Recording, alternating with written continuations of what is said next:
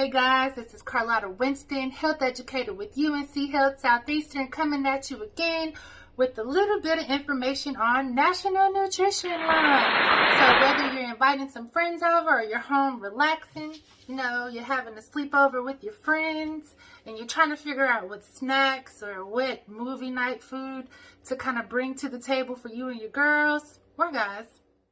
Or you're having a tea party or a candlelit dinner with your friends and you're trying to figure out what appetizers or light or heavy or hors d'oeuvres to have. I'm here to help you.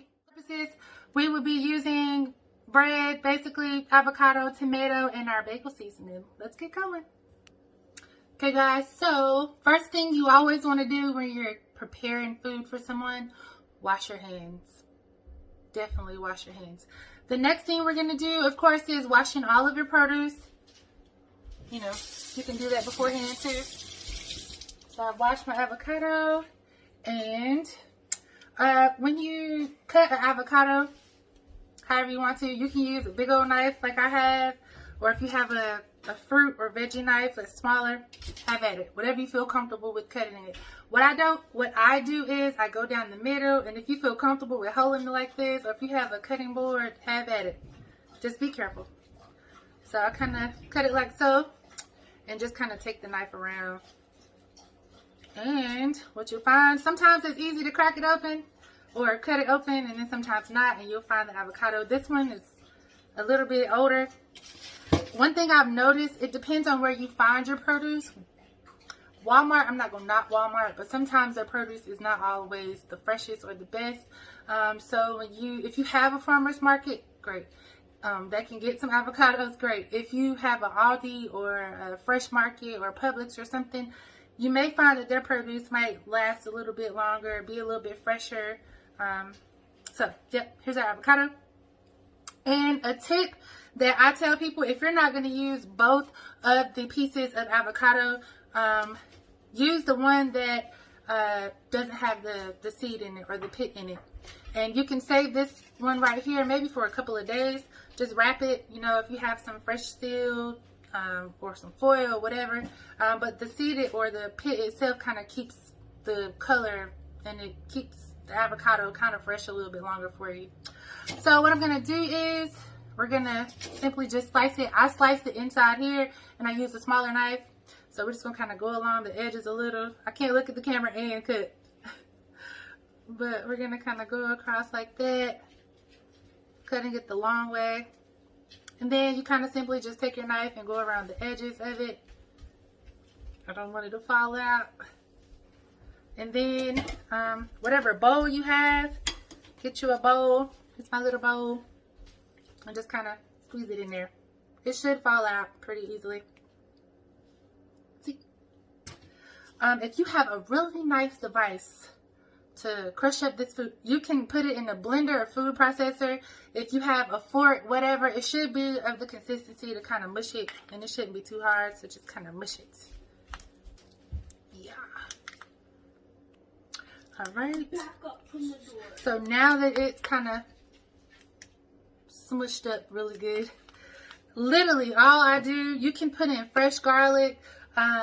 There's other options that you can do, but bagel seasoning is my favorite. You don't even have to do anything extra. I literally just splash a little bit in there, maybe like a teaspoon or so. Give it a good stir. One thing that bagel seasoning definitely has, and there may be some salt-free options, but it does have sodium in it, not a whole lot. And of course it has your garlic, your onion, poppy seeds, sea salt, sesame seeds. So it does have a pretty good variety of flavor. So now that I have that going, we're going to add it to our toast. Different types of breads that I'm using today. So for my folks out there who are trying to do a low carb option, there's keto friendly bread. And as you can tell, I've kind of already used a lot of my keto bread. And I'll get into the importance of kind of like the keto versus thing. And then this one is just another brand that I choose. This is Nature's Own. Honey wheat, you can get 100% wheat. You can get whatever kind you want, to be honest with you. This month, we're spotlighting fiber. And, of course, fiber, really high fiber products have wheat in them. Wheat is your friend. So it really doesn't matter what name brand bread you have, but because we're highlighting fiber, I wanted to go with the brand that was really good in fiber. Okay guys, so just to go over a few of the nutritional aspects of today's video. Avocado is really good for a few different things. It is a healthy fat, which means it's not gonna give you a really bad high cholesterol reading. It is a really good source of protein. Proteins are great for your brain. It's great for your muscles. Protein kind of helps you to feel full longer. So you're not getting hungry real fast all the time, where carbohydrates, they kind of fill you up, but then within a couple minutes sometimes, or, you know, within an hour or two, you're right back hungry. So avocado is a really good source of protein and fat.